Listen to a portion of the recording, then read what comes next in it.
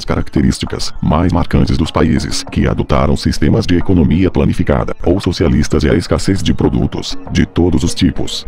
Essa escassez vai desde alimentos, papel higiênico e até de medicamentos.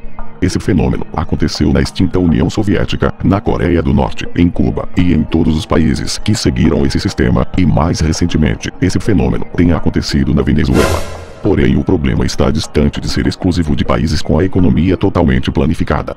Em menor proporção, isso ocorre também em países que permitem maior interferência do Estado na economia. No livro As 6 Lições, que é a transcrição de uma série de palestras que o economista austríaco/americano Ludwig von Mises fez na Argentina em 1958, Mises explica de forma clara as causas do fenômeno usando como exemplo o leite. Primeiro, por fatores diversos, tanto pela inflação causada pela impressão de mais papel moeda pelo governo ou por outro fator, como por exemplo uma seca, há um aumento do preço do leite. A partir daí, há uma pressão popular, que reclama pelo aumento, uma reclamação compreensível, visto a importância do produto principalmente para as crianças. O governo então ouve a queixa do povo, e em seguida estabelece um preço máximo para esse produto. Esse preço máximo é inferior ao preço de mercado. Agora o governo, que é a favor do povo, pode fazer propaganda, pois acabaram de dar uma lição nos capitalistas leiteiros, permitindo agora que aos pobres a compra de leite para alimentarem seus filhos.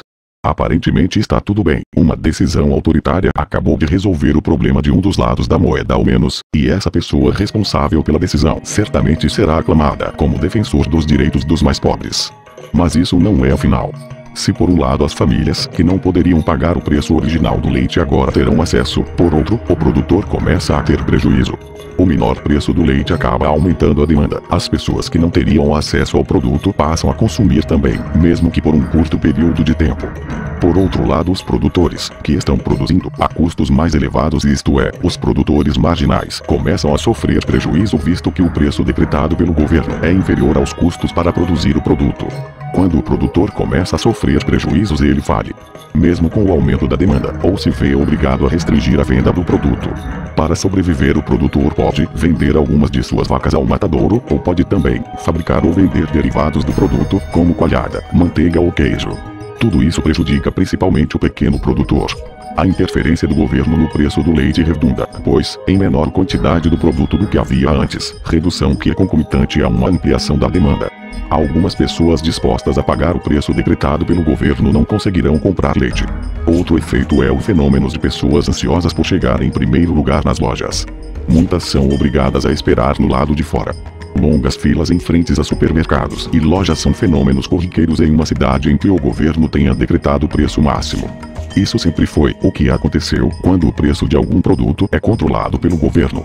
Mas qual é a consequência do controle governamental de preços? O governo se frustra. Pretendia aumentar a satisfação dos consumidores de leite, mas na verdade descontentou. Antes de sua interferência, o leite era caro, mas era possível comprá-lo. Agora a quantidade disponível é insuficiente. Com isso, o consumo total se reduz. As crianças passam a tomar menos leite e chegam a não mais tomá-lo. A medida a que o governo recorre em seguida é o racionamento. Mas racionamento significa somente que algumas pessoas são privilegiadas e conseguem obter leite, enquanto outras ficam sem nenhum. Quem obtém e quem não obtém é obviamente algo sempre determinado de forma muito arbitrária.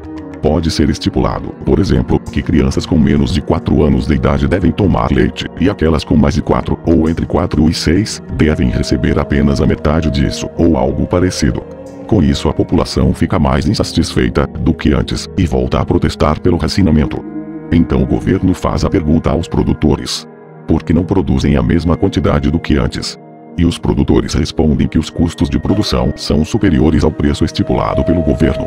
As autoridades se põem em seguida a estudar os custos dos vários fatores de produção, vindo a descobrir que um deles é a ração.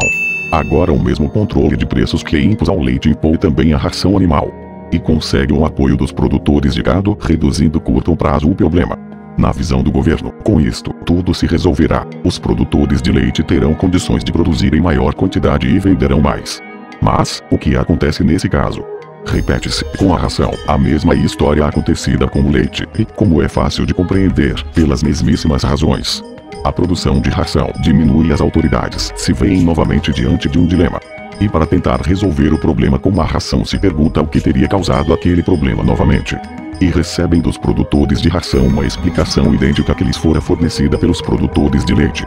De sorte que o governo é compelido a dar um outro passo, já que não quer abrir mão do princípio do controle de preços, pois é uma medida popular capaz de atrair o apoio de grande parcela da população.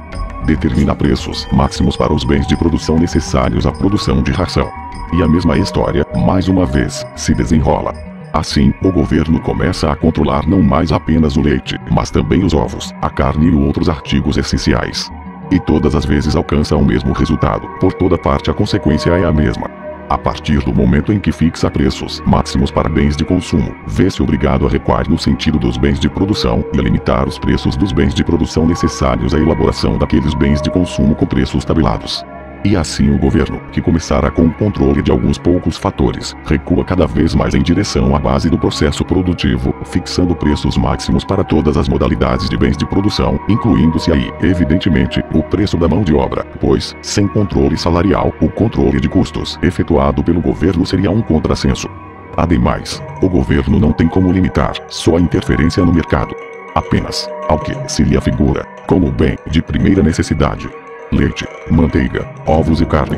Precisa necessariamente incluir os bens de luxo. Porquanto, se não limitasse seus preços, o capital e a mão de obra abandonariam a produção dos artigos de primeira necessidade e acorreriam à produção dessas mercadorias que o governo reputa supérfluas. Portanto, a interferência isolada no preço de um ou outro bem de consumo sempre gera efeitos, e é fundamental compreender que eles são ainda menos satisfatórios que as condições que prevaleciam anteriormente, antes da interferência. Antes disso, o leite e os ovos são caros. Depois, começam a sumir do mercado. O governo considerava esses artigos tão importantes que interferiu. Queria torná-los mais abundantes, ampliar sua oferta. O resultado foi o contrário. A interferência isolada deu origem a uma situação que, do ponto de vista do governo, é ainda mais indesejável que a anterior, que se pretendia alterar.